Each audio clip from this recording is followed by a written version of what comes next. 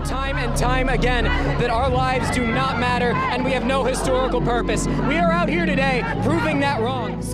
We are witnessing the destruction of our planet. I feel powerful knowing that I am on the right side of history. We have reached the tipping point on the need for climate action. The disruption to our climate and our planet is already worse than we thought, and it is moving faster than predicted.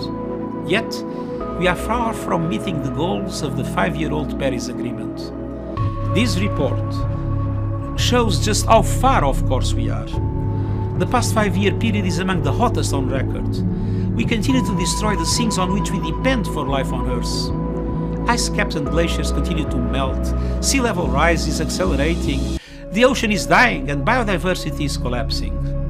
This year, fossil fuel emissions have bounced back to pre-pandemic levels. Greenhouse gas concentrations continue to rise to new record highs, and the results are plain to see, affecting health, lives and livelihoods everywhere. We now have 5 times the number of recorded weather disasters than we had in 1970, and they are 7 times more costly. Even the most developed countries have become vulnerable. Hurricane Ida recently cut power to over 1 million people in New Orleans, and New York City was paralyzed by record-breaking rain that killed at least 50 people in the region. Unprecedented floods devastated parts of Western Europe, and an exceptional and dangerous heat wave killed hundreds in the northwest of the United States and Western Canada. These events would have been impossible without human-caused climate change. Costly fires, floods, and extreme weather events are increasing everywhere.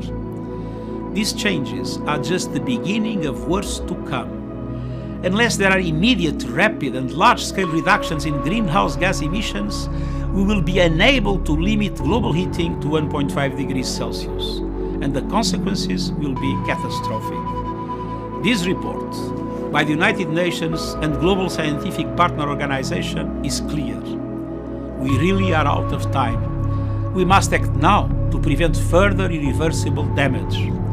COP26 this November must mark that turning point. By then, we need all countries to commit to achieve net zero emissions by the middle of this century and to present clear, credible, long-term strategies to get there.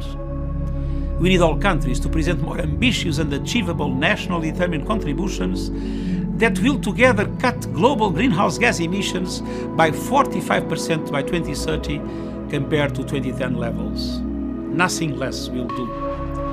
This report makes clear that our climate has already changed and the climate-related risks are increasing rapidly.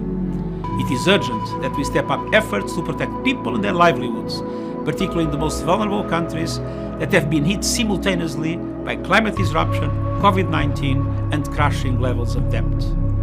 This is why we must urgently secure a breakthrough on adaptation and resilience so that vulnerable communities can manage these growing risks. And that means adequate finance, beginning with developed countries delivering on their pledge to mobilize $100 billion annually for mitigation and adaptation in the developing world. I expect all these issues to be addressed and resolved at COP26. Our future is at stake. Thank you.